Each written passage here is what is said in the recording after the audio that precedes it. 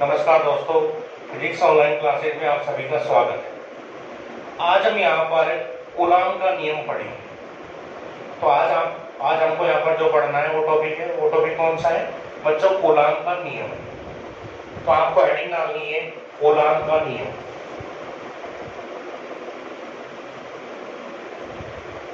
Coulomb का नियम। तो अपनी आज की जो हेडिंग है वो क्या होगी बच्चों? कूलॉम का नियम होगी। कूलॉम के नियम को समझने से पहले हमें गुरुत्वाकर्षण का जो सार्वत्रिक नियम है जो आपने कक्षा 11 में पढ़ा है उसे थोड़ा सा समझना है। वो आपको याद होगा, गुरुत्वाकर्षण बल का जो मान होता है आप पहले पढ़ चुके हैं। गुरुत्वाकर्षण बल जो होता है ये दो द्रव्यमानों के बीच में लगता है। अगर आपके पास M1 और M2 द्रव्यमान के दो पिंड हैं तो इन दोनों पिंडों के बीच लगने वाला जो गुरुत्वाकर्षण बल होता है वो आप पहले पढ़ चुके हैं। गुरुत्वाकर्षण बल का मान दोनों द्रव्यमानों के गुणनफल के कैसा होता है? समानुपाती होता है, यानी F समानुपाती M1 M2। साथ में अगर इनके बीच की दूरी r है तो इस बल का जो मान है ये इस दूरी के वर्ग के कैसा होता है? व्युत्क्रमानुपाती होता है। तो F प्रोपोर्शनल टू 1/r², यानी गुरुत्वाकर्षण बल दोनों द्रव्यमानों के गुणनफल के समानुपाती तथा उनके मध्य की दूरी के वर्ग के कैसा होता है बच्चों? व्युत्क्रमानुपाती होता है। यहाँ पहले पढ़ चुके हो। अब यहाँ पर समानुपाती चिन्ह को जब हटाते हैं तो यहाँ पर एक नियतांक आता है कैपिटल G। तो F बराबर कैपिटल G M1 M2/r²। ये यहाँ पर गुरुत्वाकर्षण बल का सूत्र हमको प्राप्त होता है। यहाँ पर ये जो समानुपाती नियतांक है इसे गुरुत्वाकर्षण का सार्वत्रिक नियतांक भी अपन कह सकते हैं। तो ये गुरुत्वाकर्षण बल का सूत्र है। इसी गुरुत्वाकर्षण बल की ही तरह पर अगर अपने पास दो बिंदु आवेश हैं, दो कैसे आवेश है बच्चों? दो अगर बिंदु आवेश हैं तो उन दोनों बिंदु आवेशों के बीच लगने वाला जो स्थिर विद्युत बल होता है उसका मान कौन से नियम से ज्ञात करते हैं? कूलॉम के नियम से यहाँ पर ज्ञात किया जाता है। तो अपने पास दो स्थिर बिंदु आवेश है। पहला आवेश है Q1 और दूसरा आवेश है Q2। ये दो स्थिर बिंदु आवेश हैं। इन दोनों स्थिर बिंदु आवेशों के बीच की जो दूरी है, यानी यहाँ पर इन दोनों के बीच की जो दूरी है उसे अपन मान लेते हैं स्मॉल r है। यानी दोनों बिंदु आवेश Q1 और Q2 स्मॉल r दूरी पर यहाँ पर रखे हुए हैं। अब इन दोनों बिंदु आवेशों के मध्य में जो स्थिर विद्युत बल लगेगा उस स्थिर विद्युत बल का मान आप कौन से नियम से ज्ञात करोगे? कूलॉम के नियम से ज्ञात करोगे। मान लेते हैं कि यहाँ पर लगने वाला जो स्थिर विद्युत बल है वो F है। अब यहाँ पर कूलॉम के नियम से प्राप्त स्थिर विद्युत बल और गुरुत्वाकर्षण जो बल होता है इनमें एक अंतर है, बहुत बड़ा अंतर है इनमें अंतर क्या है? गुरुत्वाकर्षण का जो बल होता है वो केवल आकर्षण का बल है। पृथ्वी जो है वो किसी भी पिंड को आकर्षित करती है, यानी यहाँ पर प्रतिकर्षण बल नहीं है। जबकि अगर अपने पास दो आवेश हैं और दोनों आवेश एक ही जात के हैं, मान लेते हैं कि दोनों सजातीय आवेश हैं प्लस और प्लस, तो इन दोनों के मध्य में हम जानते हैं कौन सा बल लगता है, पहले पढ़ ही चुके हैं। तो सजातीय आवेशों के मध्य बल कौन सा लगेगा? प्रतिकर्षण का। यहाँ पर जो बल लगता है बच्चों वो लगता है प्रतिकर्षण का। अगर दोनों आवेश अलग अलग जात के हैं, यानी दोनों आवेश कैसे हैं? विजातीय हैं, एक पॉजिटिव है और दूसरा कैसा है? नेगेटिव है। तो इन दोनों आवेशों के मध्य में जो बल लगता है वो कौन सा लगता है बच्चों? आकर्षण का। ये आप पहले पढ़ चुके हो कि सजातीय आवेशों के मध्य प्रतिकर्षण, जबकि विजातीय आवेशों के बीच जो बल लगता है वो कौन सा होता है बच्चों? वो आकर्षण का होता है। गुरुत्वाकर्षण बल में केवल आकर्षण होता है, जबकि स्थिर विद्युत जो बल है उस स्थिर विद्युत बल में आकर्षण और प्रतिकर्षण दोनों ही प्रकार के बल लगते हैं। अब यहाँ पर दोनों ही बिंदु आवेशों के मध्य लगने वाला जो स्थिर विद्युत बल होगा उसका जो मान होगा, जैसे गुरुत्वाकर्षण में द्रव्यमानों के गुणनफल के समानुपाती होता है, इसी तरह से स्थिर विद्युत बल का जो मान है वो इन दोनों आवेशों के, ये पहला आवेश है और ये दूसरा आवेश है, इन दोनों आवेशों के गुणनफल के कैसा होगा, समानुपाती। यानी यहाँ पर जो स्थिर विद्युत बल है ये Q1 और Q2 के गुणनफल के कैसा हो गया, समानुपाती हो गया। गुरुत्वाकर्षण में गुरुत्वाकर्षण जो बल है ये इन दोनों द्रव्यमानों की दूरी के वर्ग के समानुपाती होता है। तो ठीक इसी तरह से स्थिर विद्युत बल का जो मान होगा ये भी इन दोनों आवेशों के, उसमें द्रव्यमान होते हैं, इसमें क्या होते हैं, आवेश होते हैं, यानी इन दोनों आवेशों के बीच की दूरी जो r है इस r के वर्ग के कैसा होगा, व्युत्क्रमानुपाती होगा। इसे अपन समीकरण 1 डाल देंगे और इसे समीकरण 2 डाल देंगे। या कर समझ में। तो कूलाम के नियम से दो स्थिर बिंदु आवेशों के बीच लगने वाला जो स्थिर विद्युत बल होता है, स्थिर विद्युत बल का जो मान है वो दोनों आवेशों के गुणनफल के कैसा होता है, समानुपाती होता है। तथा साथ में उन दोनों आवेशों के बीच की जो दूरी r है इस दूरी r के वर्ग के कैसा होता है, ये व्युत्क्रमानुपाती होता है। और इसी नियम को अपन कौन सा नियम कहते हैं बच्चों, इसी नियम को कूलाम का नियम कहते हैं। तो यहां पर समीकरण 1 2 को समीकरण 1 व 2 से अगर इन दोनों को कंबाइन करें तो दोनों को संयुक्त करने पर क्या समीकरण प्राप्त होगी, F समानुपाती Q1 Q2 ये यहां से आ जाएगा और यहां से 1/r² है तो इसके बटे में क्या आ जाएगा, r²। यानी कूलाम के नियम से जो दो आवेशों के मध्य लगने वाला जो स्थिर विद्युत बल है वो दोनों आवेशों के गुणनफल के कैसा होता है, समानुपाती होता है। तथा उन दोनों आवेशों के बीच की दूरी के वर्ग की कैसा होता है, व्युत्क्रमानुपाती होता है। और इसी नियम को कौन सा नियम कहा जाता है, कूलाम का नियम कहा जाता है। ये अपना कूलाम का नियम हो जाएगा। अब यहां से इस समानुपात चिन्ह को यदि हटाएंगे तो समानुपाती को हटाने पर यहाँ पर बराबर का चिन्ह लगाया जाएगा। तो बराबर जब भी लगाया जाएगा तो यहाँ पर एक समानुपाती नियतांक आएगा और उस समानुपाती नियतांक को अपन K से व्यक्त करते हैं। तो F बराबर हो जाएगा K Q1 Q2 बटे r²। तो स्थिर विद्युत बल का जो पूरा सूत्र है, स्थिर विद्युत बल का जो सूत्र है F बराबर K Q1 Q2 बटे r² अपन को यहाँ पर ये प्राप्त हो जाएगा। अब यहाँ पर ये जो K है, यहाँ पर ये जो K है, K क्या है, K यहाँ पर समानुपाती नियतांक है। इसको अपन ने स्मॉल p लिखा है। K क्या है, यहाँ पर समानुपाती नियतांक है। नीचे लिख सकते हैं यहाँ की समानुपाती नियतांक है, ये यहां पर समानुपाती नियतांक है। तो ये जो सूत्र अपन को प्राप्त हुआ है ये सूत्र किसका सूत्र है, ये दो बिंदु आवेशों के बीच लगने वाले विद्युत बल का सूत्र है। ये सूत्र किसका सूत्र है, दो बिंदु आवेशों के मध्य लगने वाले विद्युत बल का सूत्र है। यहां तक आया आपको समझ में। तो ये अपना कूलाम का नियम है।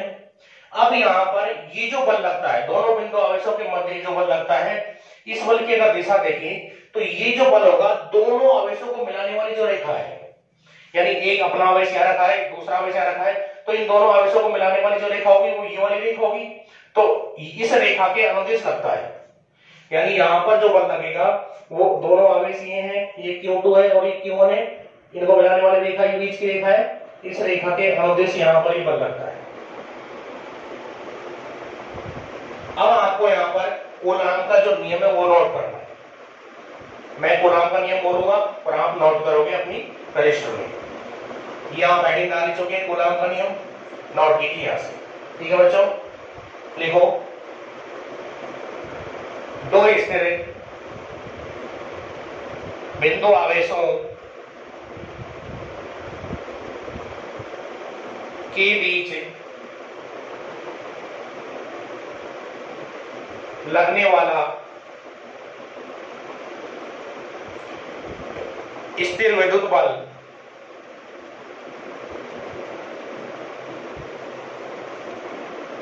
आवेशों के गुणनफल के समानुपाती होता है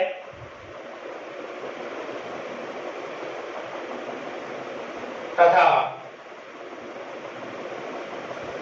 इनके बीच की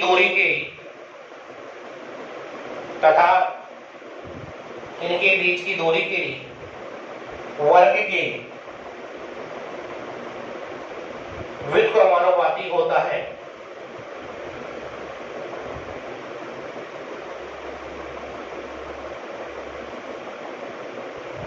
यह बल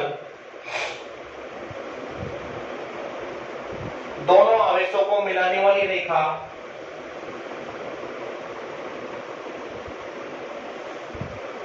के अनुदेश कार्यरत होता है।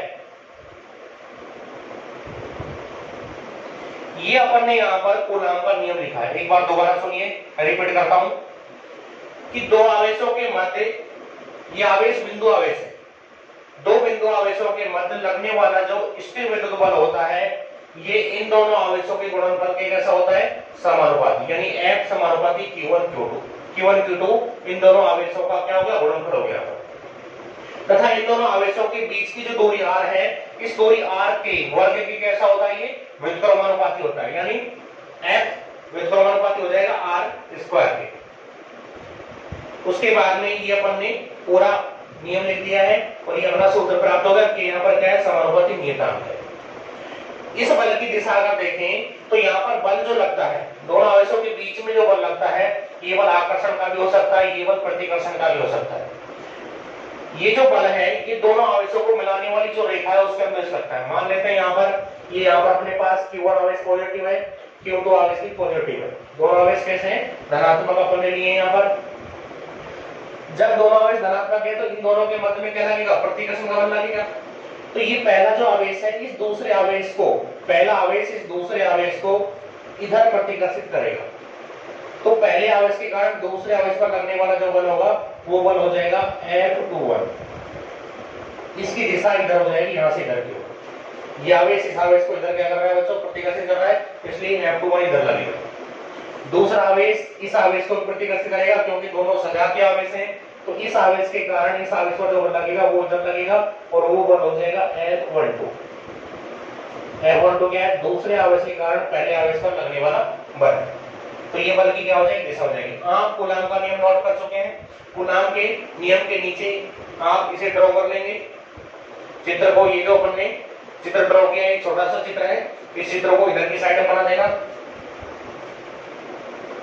ये गुरुत्वाकर्षण बल जो अपन ने लिखा है, ये केवल समझाने के लिए था, इसको नहीं उतारना है। ये वाला चित्र इधर आप ड्रॉ करोगे और ये जो अपन ने लिखा है, इसको आप चित्र के थोड़ा सा बाईं ओर लिख सकते हैं। तो ये अपना कूलाम का नियम हो गया। अब इसमें अगर ये बल आकर्षण प्रकृति का है, थोड़ा सा केवल आपको समझना है, ध्यान दीजिए। बल अगर आकर्षण प्रकृति का है तो यहां पर Q1 और Q2 की प्रकृति अलग अलग होगी। एक पॉजिटिव होगा, दूसरा नेगेटिव होगा। Q1 अगर पॉजिटिव है, Q2 अगर नेगेटिव है, तो यहां पर कैसा चिन्ह आएगा बच्चों, यहां पर माइनस का चिन्ह आ जाता है आकर्षण के। अगर दोनों की प्रकृति समान है, दोनों माइनस के या फिर दोनों प्लस के, तो दोनों माइनस प्लस को जो गुणा कर, माइनस और माइनस को जो गुणा करते हैं, माइनस को माइनस से गुणा करें, प्लस को प्लस से गुणा करें, तो यहाँ पर चिन्ह कैसा होता है, प्लस का। यानी बल अगर आकर्षण प्रकृति का है तो यहाँ पर चिन्ह अपन माइनस लगा सकते हैं, जो कई बार अपन न्यूमेरिकल्स में करते हैं। बल यदि कैसा है, प्रतिकर्षण प्रकृति का है, तो यहाँ पर चिन्ह कैसा है, प्लस का ही रहेगा। लेकिन आपको केवल नियम लिखना है, नियम अपना ये पूरा हो गया। इसके बाद में ये जो समानुपाती नियतांक है, इसके बारे में अपन को थोड़ा सा डिस्कस करना है। के का अगर मान देखें, यहाँ पर एक स्मॉल के का अगर मान देखें तो के का जो मान होता है वो दो चीजों पर निर्भर करता है। एक मात्रक पद्धति पर और दूसरा माध्यम पर। के का मान किन दो चीजों पर डिपेंड करेगा, पहला मात्रक पद्धति पर और दूसरा माध्यम पर। के का मान अगर दो चीजों पर निर्भर करेगा तो बल का मान भी फिर दोनों को इन चीजों पर डिपेंड करेगा। के का जो मान होता है, पहले अगर मात्रक पद्धति के हिसाब से देखें, के का मान 1/4 पाई एप्सिलॉन नॉट होता है। ये यहां पर एप्सिलॉन नॉट है। अब आपको इस एप्सिलॉन नॉट के बारे में समझना है कि एप्सिलॉन नॉट क्या होता है। एप्सिलॉन नॉट को निर्वात की विद्युतशीलता कहते हैं। यहां पर ये जो एप्सिलॉन नॉट है कि निर्वात की विद्युतशीलता है, आप लिख सकते हैं इसके आगे एप्सिलॉन नॉट बराबर निर्वात की विद्युतशीलता। ये निर्वात की विद्युतशीलता है। अब ये निर्वात की विद्युतशीलता क्या होती है? किसी भी दो आवेशों के बीच लगने वाला जो स्थिर विद्युत बल होता है वो निर्वात में कितना प्रभावी होता है उसे कौन दर्शाता है, कौन बताता है? निर्वात की विद्युतशीलता बताती है कि निर्वात के अंदर दो आवेशों के मध्य जो स्थिर विद्युत बल जो लगेगा वो वहां पर कितना प्रभावी होगा, यानी वो उसका प्रभाव वहां पर कितना महसूस किया जाएगा, उसे कौन बताएगा? निर्वात की विद्युतशीलता बताएगी। यानी ये जो निर्वात की विद्युतशीलता है ये उसको कितना परमिशन देगी, बल को उस निर्वात के अंदर कितना परमिशन देगी, तो उसको कौन बताता है? निर्वात की विद्युतशीलता बताती है। इस निर्वात की विद्युतशीलता को अपन परमिटिविटी कहते हैं।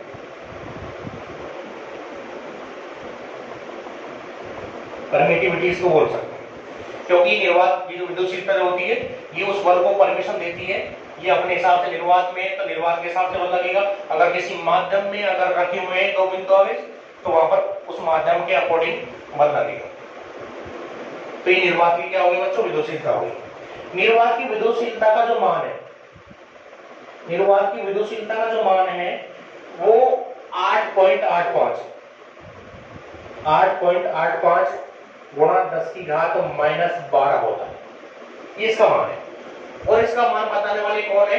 ये भाई साहब है कूलाम। इन्होंने इसका मान दिया है। कूलाम ने निर्वात की जो विद्युतशीलता है इसका मान ज्ञात किया और मान ज्ञात करने के पश्चात कितना मान बताया? 8.85 गुणा 10 की घात -12 बताया। ये निर्वात की विद्युतशीलता का मान। अगर इस निर्वात की विद्युतशीलता का मान यहां पर रखा जाए, इस एप्सिलॉन नॉट के स्थान पर यदि निर्वात की विद्युतशीलता का मान रख देते हैं, पाई का मान आपको पता है 22/7 या 3.14 होता है। तो पाई का मान 3.14 आप रखोगे तो के का जो मान है यहां पर पाई का मान रखोगे, एप्सिलॉन नॉट का ये वाला मान रखोगे तो के का जो मान है वो 9 × 10 की घात 9 प्राप्त होता है। यानी एम के इस पद्धति में जो के का जो मान है वो 9 × 10 की घात 9 को प्राप्त हो जाता है। इसके बाद में के का मात्रक अपन को पता लगाना है कि के का मात्रक क्या होगा। तो के का मात्रक ज्ञात करने के लिए हम इस सूत्र का उपयोग करते हैं। F बराबर है K Q1 Q2 बटे R²। अगर यहां से किससे गुणा किया जाएगा? F को R² से गुणा करोगे, K Q1 Q2 को 1 से गुणा करोगे। ठीक है बच्चों, तो क्या आएगा? K का अगर मान देखें तो K बराबर क्या आएगा? F R² हो गया, F R² बराबर हो गया K Q1 और Q2। क्या से K का मान ज्ञात करोगे तो क्या आएगा? F R² बटे Q1 Q2। ये यहां पर K का मान आ गया है। तो इस K के मान से ही आपको K का मात्रक ज्ञात करना है। किसी भी राशि का अगर मात्रक ज्ञात करते हैं तो उसका जो सूत्र होता है उसके सूत्र की सहायता से उसका मात्रक आसानी से हम ज्ञात कर सकते हैं। कई क्लासों में कुछ लोग इस K के मात्रक को डायरेक्ट रखा देते हैं, लेकिन अपन यहाँ पर K के सूत्र के द्वारा K का मात्रक ज्ञात करेंगे। F क्या है यहाँ पर? विद्युत बल है। और बल का मात्रक क्या होता है बच्चों? बल का मात्रक एम के इस पद्धति में क्या होता है? न्यूटन। एम के इस पद्धति में बल का मात्रक क्या होता है? न्यूटन होता है। तो बल का मात्रक आपने यहां रखा न्यूटन। इसको मैं इंग्लिश में व्यक्त कर रहा हूं। बल का मात्रक क्या हो गया? न्यूटन हो गया। आर क्या है यहाँ पर? दोनों आवेशों के बीच की दूरी है। और दोनों आवेशों की जो बीच की दूरी होती है, दूरी का मात्रक क्या होता है? मीटर। आर का वर्ग है तो यहाँ पर मीटर का भी स्क्वायर आएगा बटे Q1 और Q2 दोनों क्या है? ये आवेश है। Q1 और Q2 दोनों क्या है? आवेश है। और आवेश का मात्रक आप जानते हो क्या होता है? SI पत्ती में आवेश का जो मात्रक होता है वो होता है कूलम। तो कूलम को अपन C से व्यक्त कर सकते हैं। ये भी आवेश का मात्रक है, इसका अनुकूल आएगा, इसका अनुकूल आएगा, यानी Q1 और Q2 दोनों आवेश है, इन दोनों के मात्रक क्या है कूलम इनटू कूलम, तो ये कूलम का स्क्वायर हो जाएगा। तो यहां से ये जो समानुपाती नियतांक है, इसके समानुपाती नियतांक का जो मात्रक होगा वो न्यूटन मीटर स्क्वायर प्रति कूलम स्क्वायर प्राप्त होगा। इस मात्रक को आप यहां लिख दोगे, न्यूटन मीटर स्क्वायर प्रति कूलम स्क्वायर। तो अपन कह सकते हैं कि K का जो मान है वो एमकेएस पद्धति में, K का मान एमकेएस पद्धति में 9 गुणा 10 की घात 9 न्यूटन मीटर स्क्वायर प्रति कूलम स्क्वायर प्राप्त होता है। आया समझ में सबको? क्लियर बिल्कुल। अब इसके बाद में K का जो मान है वो अपन सीजीएस पद्धति में भी ज्ञात कर सकते हैं। K का मान सीजीएस पद्धति में 1 होता है, लेकिन आपको रटना नहीं है, आपको ये वाला मान याद रखना है। इस मान की सहायता से आप सीजीएस पद्धति में भी K का मान ज्ञात कर सकते हो। ये पूरा का पूरा जो भी दिखाया जा रहा है पहले हम यहां तक लिखोगे, उसके बाद में K का सूत्र लिख करके इसको ऐसा कैसा ड्रॉ कर लोगे, ठीक है। K का मान सीजीएस में अगर K का मान ज्ञात करें, एम केस में आपको पता है K का मान है 9 गुणा 10 की घात 9। एम केस को सीजीएस में बदलना आपको आना चाहिए। तो अगर एम केस को सीजीएस में बदलना आप जानते हो तो K का मान, इस मान की सहायता से आप सीजीएस वाला मान भी ज्ञात कर सकते हो। K बराबर एम केस में 9 गुणा 10 की घात 9 है, इसको ऐसा कैसे लिखो, 9 गुणा 10 की घात 9 लिख दिया। न्यूटन किसका मात्रक है? बल का। बल का सीजीएस पद्धति में मात्रक क्या होता है? आप 11वीं क्लास में पढ़ चुके हैं। बल का सीजीएस पद्धति में मात्रक होता है डाई। बल का सीजीएस पद्धति में जो मात्रक होता है वो क्या होता है? डाई।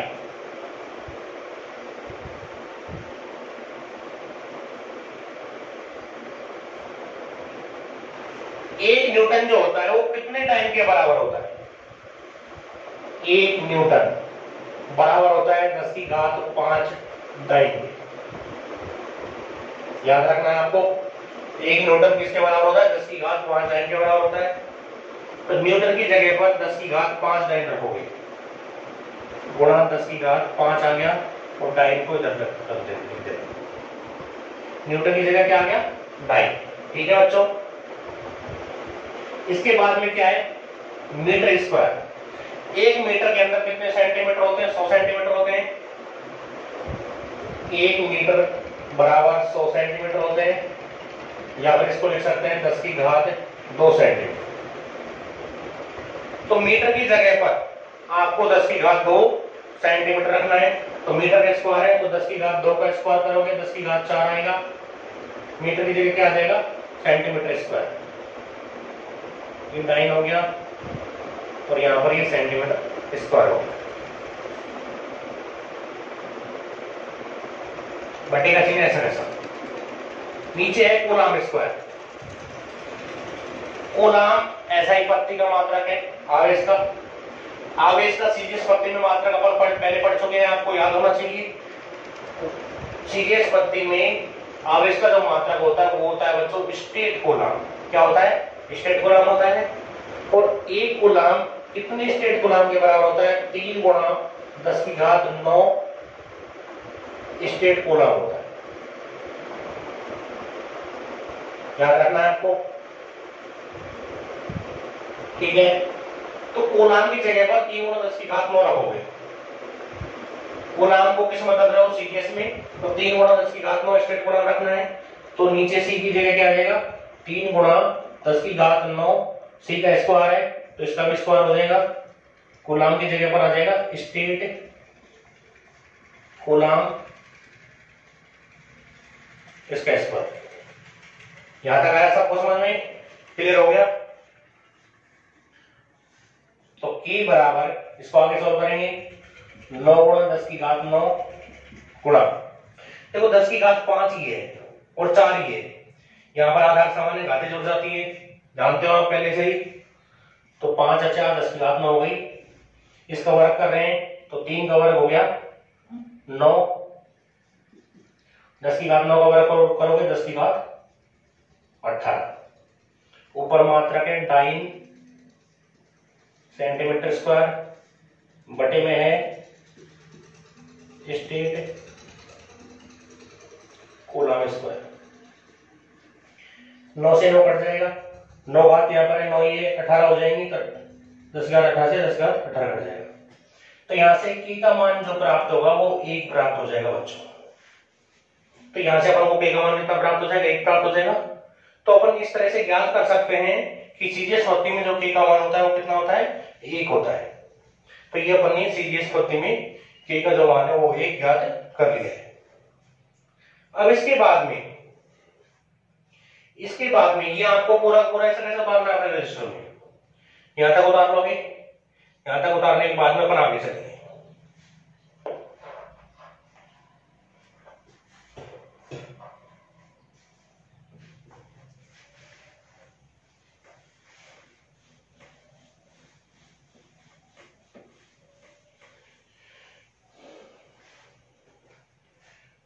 अब इसके बाद में k का जो मान है वो माध्यम पर किस प्रकार से निर्भर करता है वो अपन को देखना है, यानी समानुपाती नियतांक माध्यम पर किस प्रकार से निर्भर करता है।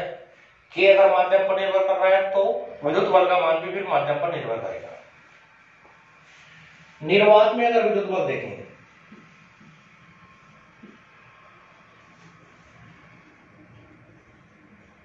निर्वात में जो विद्युत बल है F निर्वात,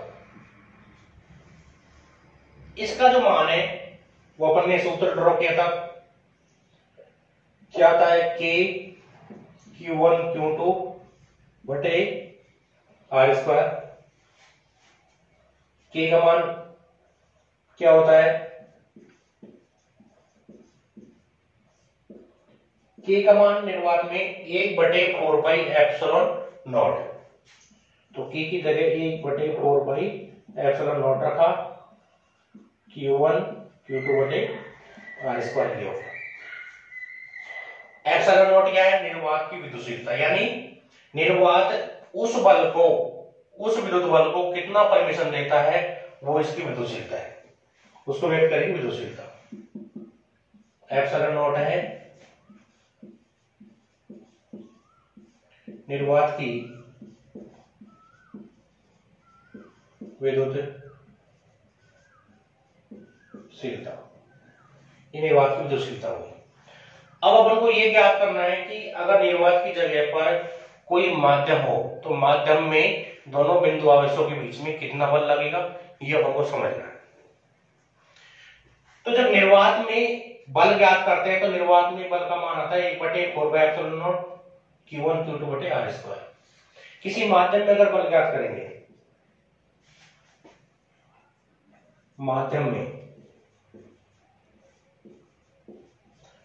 अगर बल ज्ञात करेंगे F m हो जाएगा, m का मतलब यहां पर मीडियम है, बराबर 1 बटे 4 पाई, ये ऐसा कैसा है, निर्वात में जब ज्ञात करते हैं तो एप्सिलॉन नॉट लिखते हैं, ये एक प्रोसीजर है, ये आपको आना चाहिए।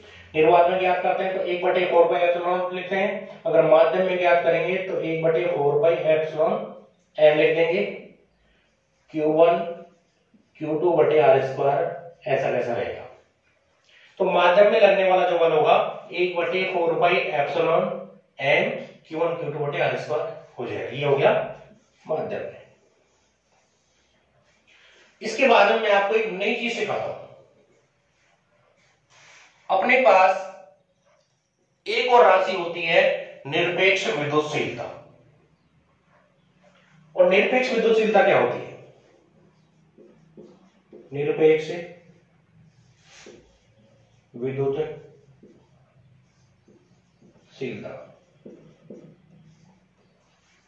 यहां पर ये जो एप्सिलॉन m है ये क्या है, एप्सिलॉन m बराबर ये क्या है, माध्यम की विद्युतशीलता है बच्चों, ये है माध्यम की विद्युतशीलता। एप्सिलॉन जो है ये माध्यम की विद्युतशीलता है। तो निरपेक्ष विद्युतशीलता क्या होगी, निरपेक्ष विद्युतशीलता को किससे व्यक्त करते हैं, एप्सिलॉन r से व्यक्त करते हैं, और एप्सिलॉन आर का जो मान होता है, एप्सिलॉन आर का जो मान होता है ये एप्सिलॉन एम तथा एप्सिलॉन नॉट के अनुपात के बराबर होता है। ये आपको ध्यान रखना है कि निरपेक्ष विद्युतशीलता का जो मान है वो एप्सिलॉन एम और एप्सिलॉन नॉट के अनुपात के कैसा आता है, बराबर आता है। यानी माध्यम की विद्युतशीलता में अगर निर्वात की विद्युतशीलता का यदि भाग दे देते हैं तो आपको क्या प्राप्त होगा, क्या प्राप्त हो जाएगा, आपको निरपेक्ष विद्युतशीलता प्राप्त हो जाएगी। इसको पराविद्युतांक भी कहा जाता है। तो पराविद्युतांक क्या होगा, माध्यम में जो विद्युतशीलता है इसमें अगर निर्वात की विद्युतशीलता का यदि भाग दे दिया जाता है, कई बार पेपर में भी आता है कि पराविद्युतांक को परिभाषित कीजिए। तो पराविद्युतांक की परिभाषा क्या होगी, माध्यम की विद्युतशीलता तथा निर्वात की विद्युतशीलता का जो अनुपात होगा उसी को क्या कहा जाएगा, उसी को अपन पराविद्युतांक या फिर निरपेक्ष विद्युतशीलता कहेंगे। इनको अपन पराविद्युतांक भी बोल सकते हैं।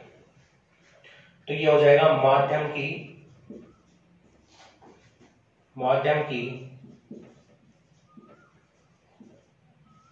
विद्युतशीलता बटे निर्वात की विद्युतशीलता। माध्यम की विद्युतशीलता और निर्वात की विद्युतशीलता का जो अनुपात होगा उसी को क्या कहेंगे, उसी को अपन पराविद्युतांक कहेंगे या फिर निरपेक्ष विद्युतशीलता कहेंगे। यहां से अगर माध्यम की विद्युतशीलता का मान ज्ञात करें तो एप्सिलॉन एम का जब मान ज्ञात करेंगे तो एप्सिलॉन एम बराबर एप्सिलॉन आर को एप्सिलॉन नॉट से गुणा करेंगे तो ये हो जाएगा एप्सिलॉन नॉट गुणा एप्सिलॉन आर। ये माध्यम की विद्युतशीलता होगी। माध्यम की विद्युतशीलता यानी माध्यम की विद्युतशीलता का जब अपन ने मान ज्ञात किया तो कितना आ गया, एप्सिलॉन एम बराबर epsilon naught into epsilon R हो गया। ये माध्यम की विद्युतशीलता हो गई। अगर माध्यम में बल देखें, माध्यम में जब भी बल ज्ञात करते हैं तो माध्यम में बल का मान होता है 1/4 pi epsilon M Q1 Q2 बटे आर स्क्वायर। तो इस एप्सिलॉन एम यानी माध्यम की विद्युतशीलता का मान आप कहां रखोगे, इसका जो मान है वो आप यहां रख दोगे। तो माध्यम में बल क्या आएगा, एफ एम बराबर, ये पूरा आपको नोट करना है ऐसा कैसा, माध्यम में बल एफ एम बराबर किसके आ जाएगा 1/4 पाई, इसकी जगह पर यानी एप्सिलॉन एम की जगह पर क्या रखोगे, epsilon naught into epsilon R.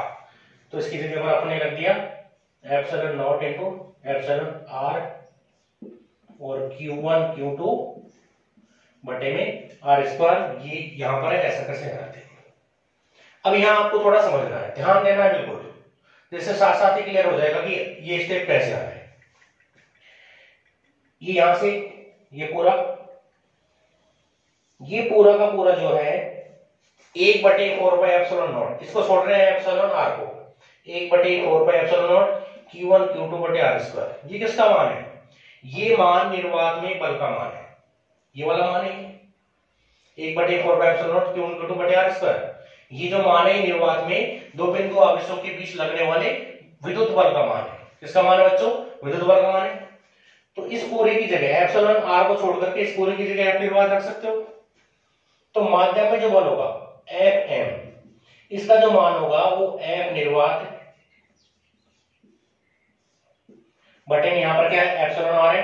तो एफ निर्वात में अगर एप्सिलॉन आर का यदि भाग दे दिया जाए तो माध्यम में लगने वाला बल आपको प्राप्त हो जाएगा। तो यहां पर माध्यम में बल और निर्वात में जो बल होता है उसमें ये संबंध होता है, यानी माध्यम में लगने वाला जो बल है निर्वात में लगने वाले बल में यदि आपेक्षिक विद्युतशीलता या पराविद्युतांक का यदि भाग दे दिया जाए तो क्या प्राप्त हो जाएगा, आपको माध्यम में लगने वाला बल प्राप्त हो जाएगा। ये आपको ये ऐसा कैसा उतारना है, इसको उतारने के पश्चात आप यहां से ये उतारोगे पूरा, यहां तक आपको रजिस्टर के अंदर ड्रॉ करना है। तो इस तरह से आपने यहां पर समझा होगा कूलाम के नियम को। तो कूलाम का नियम क्या होता है, मैं एक बार और रिपीट कर देता हूं। किन्हीं दो बिंदु आवेशों के बीच लगने वाला स्थिर विद्युत बल का जो मान होता है उन दोनों आवेशों के गुणनफल के समानुपाती होता है। तथा उनके बीच की दूरी के वर्ग के कैसा होता है, विद्युत कर्मानुपाती होता है।